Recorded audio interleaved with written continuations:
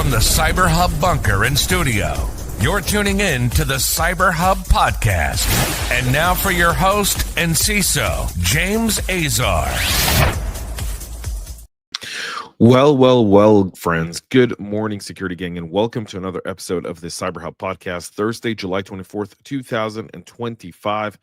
Packed show for all y'all today. We're pre-recording this morning's show. Obviously, no daylight behind me, even though it should be 4 p.m. in Israel. But nonetheless, the show is still jam-packed, so we're going to get right into this morning's news. Because I'm recording the show really late, I do not have my espresso. And that's simply for my health. If I drink one now, I'll probably need to be awake for 2 or 3 more hours, which will then become morning. And at that point, I'll need another one because I would have not gotten any sleep. So I hope y'all understand and forgive me on this morning's episode. But whatever you're enjoying while watching or listening to this episode today, coffee cup cheers. Thank you so much for being part of the security gang here. We're going to get right into these stories. Let's do it right now. Here we go, folks. So this entire week, we've talked about the SharePoint tool shell 0-day. And yesterday on the show, almost like a prediction, I said that soon enough, we'll start to see more, and some of the victims start letting us know that they were victims of this 0-day vulnerability. Well, now we know the National Nuclear Security Administration is one of those victims. The NNSA is a semi-autonomous U.S. government agency that's part of the Department of Energy. It maintains the country's nuclear weapons stockpile. It's also tasked with responding to nuclear and radiological emergencies within the U.S. and abroad. A Department of Energy spokesperson did confirm that attackers gained access to the NNSA networks last week. The exploitation was detected on Friday, July 18th, of a Microsoft SharePoint 0-day vulnerability began affecting the Department of Energy, including the NNSA. So specifically, when you read into the statement, you understand something very simple. The Department of Energy was also a victim. They're not yet announcing it because they're probably still running forensics over what data was accessed by the Chinese. We know the Chinese were behind it because multiple cybersecurity companies, excluding Microsoft, have all pretty much pointed the finger at China, going like, it's those guys.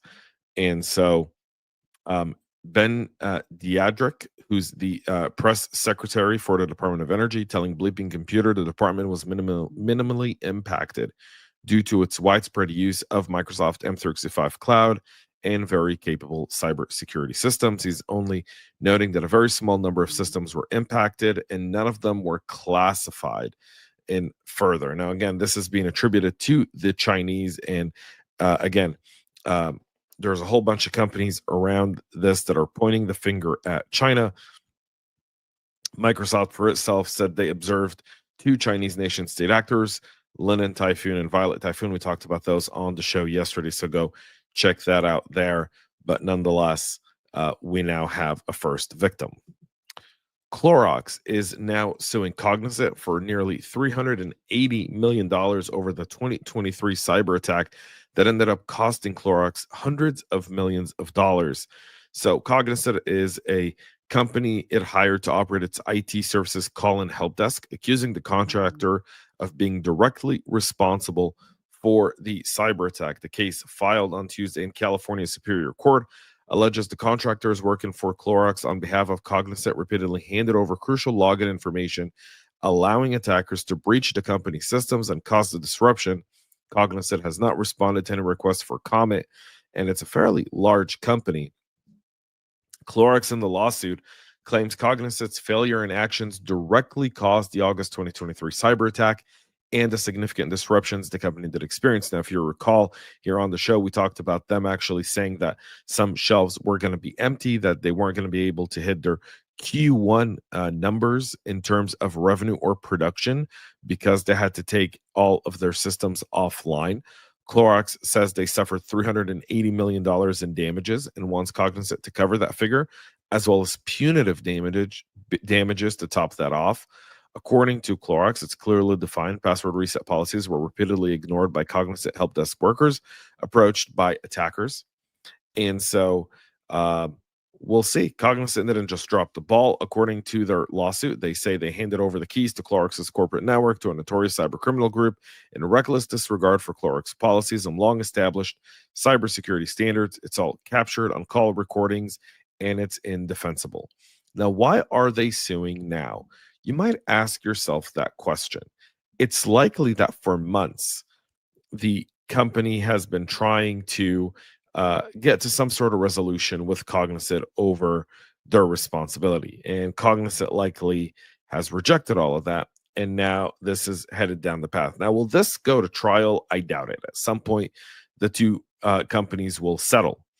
But nonetheless, this is a precedent. And it's a very interesting one. It's similar to the CrowdStrike Delta lawsuit, though not as bad. I would say that one is predominantly over the auto patch discussion there that Delta is suing. And again, their claim for complete disregard from CrowdStrike, that was dropped by the judge in Georgia. Here, it'll be interesting to see how the judge approaches this case. Cognizant is on tape handing over the keys to Clorox corporate network, their lawyers claim, to the cybercriminals. No authentication questions asked, nothing. They just said, here you go. And that resulted in that. And again, this brings about the debate. Are all help desks bad? We're seeing a lot more of it because they're easier to social engineer, because the more you outsource to third parties, the less the less your culture is united and the more it becomes transactional. And when business is transactional and not culture driven, it's actually a negative impact on a security culture within an organization. And that's part of the challenges here. Does that mean that we need to bring help desks back inside? No, I think we need to beef up the model, right? There's got to be more to it. The good companies will understand how to integrate into the culture of the company they're supposed to represent. They'll be able to communicate that to their help desk employees, who will be able to become part of that culture.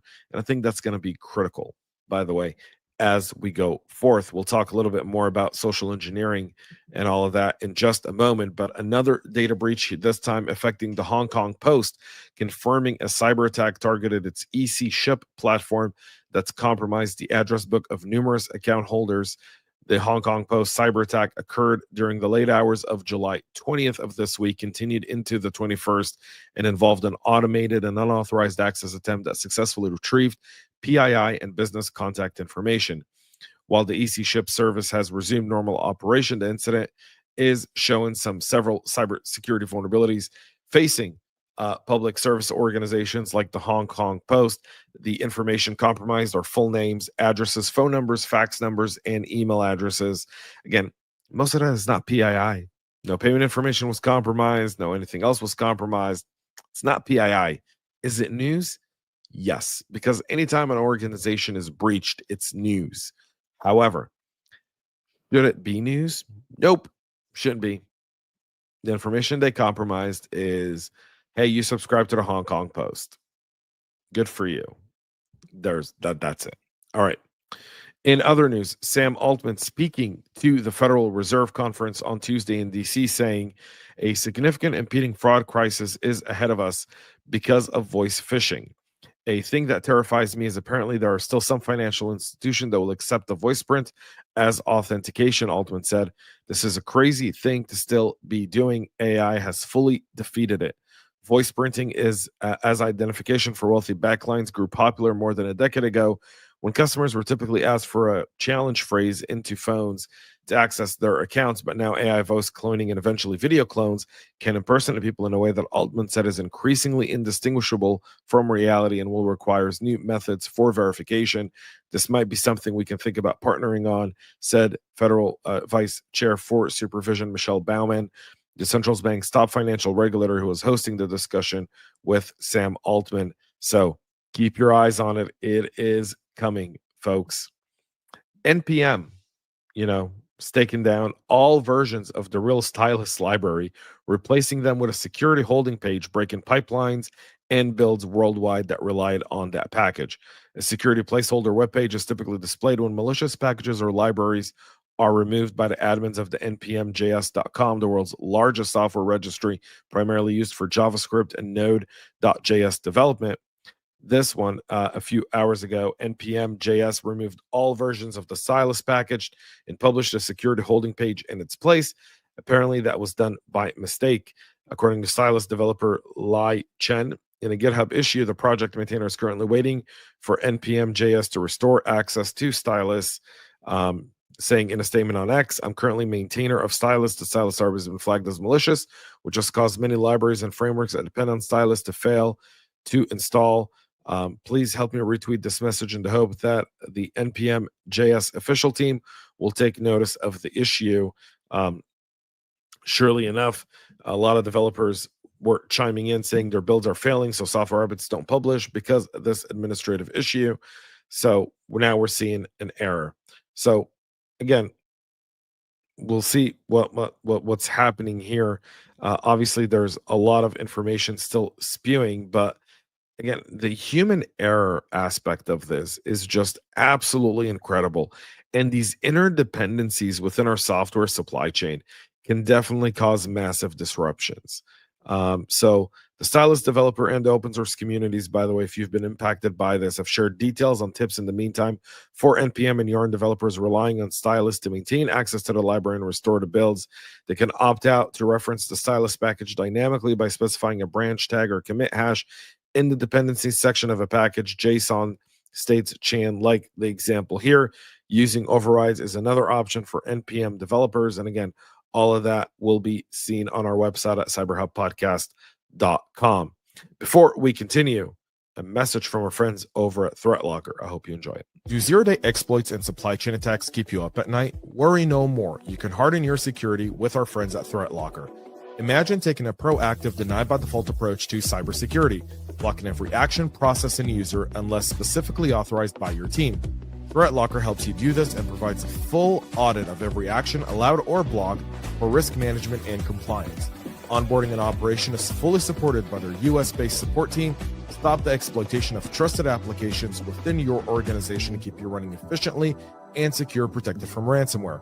Worldwide companies like JetBlue trust ThreatLocker to secure their data and keep their business operations flying high. To learn more about ThreatLocker, if you're in Vegas for Black Hat, go check out their booth, 1933 on the floor, and tell them I sent you.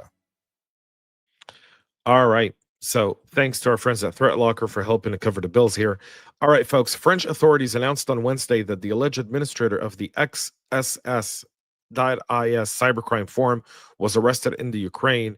The suspect has not been named, and Ukrainian police have not issued a statement on the matter. But according to the public prosecutor office in Paris, the individual was arrested on July 22nd as part of an investigation that lasted 4 years. The arrest took place in the presence of French police, which received assistance from Europol. The investigation targeted a Jabber server named the Secure.biz, which the XSS forum used to facilitate anonymous communications between members. French police intercepted messages with brought to light ransomware and other cyber crimes that generate at least $7 million in profits. XSS is a Russian language cybercrime forum that's been around for more than a decade, 2 decades if you count its earlier version. It's one of the older ones there. So the arrest of this person is definitely something huge and to be potentially celebrated. But like I said, they are always quickly replaced. So bottle that in. The ringleader of the JetFlix illegal paid streaming operation with a massive service with tens of thousands of subscribers was sentenced to 7 years in prison, together with 4 other accomplices. 42-year-old Christopher Lee Dahlman of Las Vegas, Nevada, was convicted in June of 2024 of conspiracy to commit copyright infringement. Dahlman was found guilty by a federal jury of money laundering, criminal copyright infringement by distribution, and criminal copyright infringement by public performance. Dahlman reaped millions of dollars of profit from the operation. The government consistently estimated the value of copyright infringement at the case at $37.5 million. During the trial, evidence revealed that the piracy ring used automated software and scripts to scan global websites for pirated content. Then this illegal content was then downloaded, processed, stored, and made available on servers in the US and Canada to tens of thousands of paid subscribers to stream or download as they saw fit. JetFlix operated for 12 years, from 2007 until its shut down from the FBI in 2019. It offered over 10,500 movies and 183,000 TV episodes. to its subscribers at its peak, all of which were pirated from other platforms. So now the creators there are going to spend some time behind bars, 7 years to be exact. Akamai analyzing a recent variant of the Coyote banking Trojan, finding that it abuses Microsoft's UI automation framework to obtain data from compromised devices. In fact, Akamai says Coyote is the first piece of malware to abuse the UIA framework. The malware has been around since at least February of 2024. It's been used to target Windows devices in Latin America, and it leverages key logging and phishing overlays to collect victims' data, particularly credentials for banking and crypto services. The UIA is an accessibility framework for Windows applications, providing programmatic access to UI elements on the desktops. It enables assistive technology products such as screen readers to provide information about the UI to end users to manipulate the UI by means other than standard input.